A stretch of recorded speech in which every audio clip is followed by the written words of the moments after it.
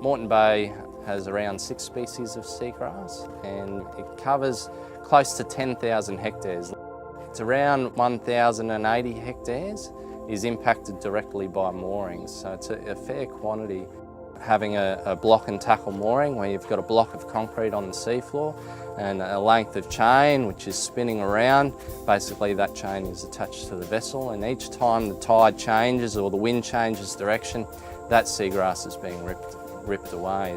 And it basically destroys all marine life in those areas. So it means all your invertebrates that support fish, dugongs, turtles and the like, they're removed from the ecosystem.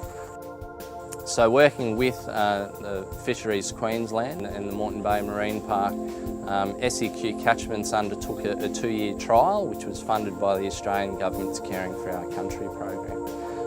And that program trialled 3 different types of moorings to see whether they were effective in enabling seagrass to recover, and also whether these moorings were suitable for boaties.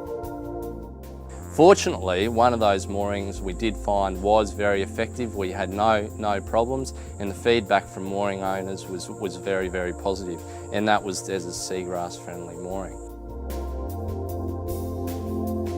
Hi, I'm Des Maslin. I'm the inventor of the seagrass-friendly mooring system.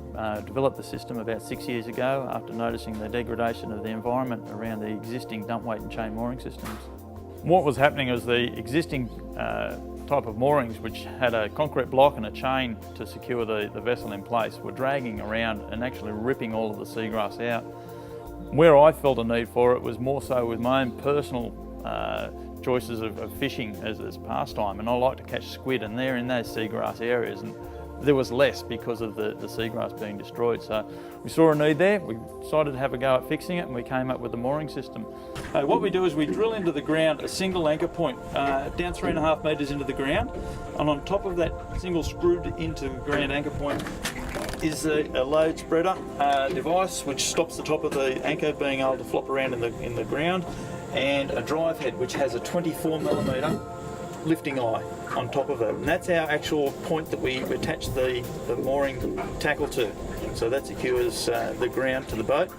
From there we run Aquatech rope up, which comes to the bottom of one of these things, which is our shock absorber. When the boat gets pulled back by wind and wave action, it actually slides out inside there, and inside here is a piston and a spring to reset the unit. So water pressure inside there will dampen the effect of wind and wave motion on the boat.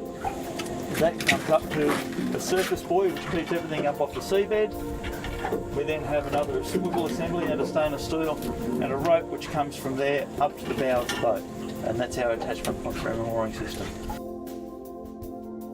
One thing many people are unaware of is that in Moreton Bay, all new moorings have to be one of these environmentally friendly moorings. So really the aim of this project is to transfer the old moorings, which are in Moreton Bay doing the damage, over to the new moorings, and then long term in Moreton Bay basically will have removed that impact completely. One of the other things that we're finding while we're doing this program, we're replacing existing dump weight and chain moorings with our new system.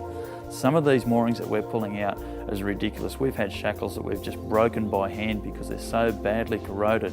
The electrolysis effect on all the steel components that are using is just horrendous in some areas, and some of the storms recently have been evidence of that, where a lot of boats have broken free. Now our new system's a fully serviced unit. All of that's recorded and kept on file and kept up to date so that we know that all of our moorings are in tip-top condition. I've lived on Stradbroke for about 18 years now. Got a 34-foot trimarine. I was in the market to get a mooring, so I've just been allocated a mooring for my boat. I've only had it for about 6 months.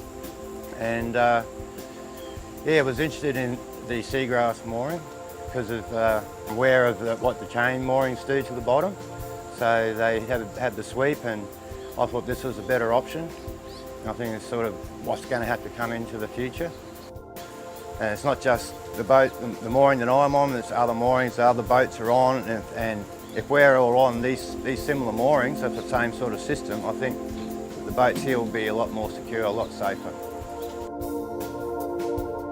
The Quandamooka people were very enthusiastic about going with the project and supporting it once we understood the reverse that it would have on the detrimental impacts to the seagrass in the bay, and actually encourage seagrass to come back. And this is enormous. You know, I don't think a lot of people can fully appreciate what this will mean for the ecology and the vibrance of the ecology as a whole in this area.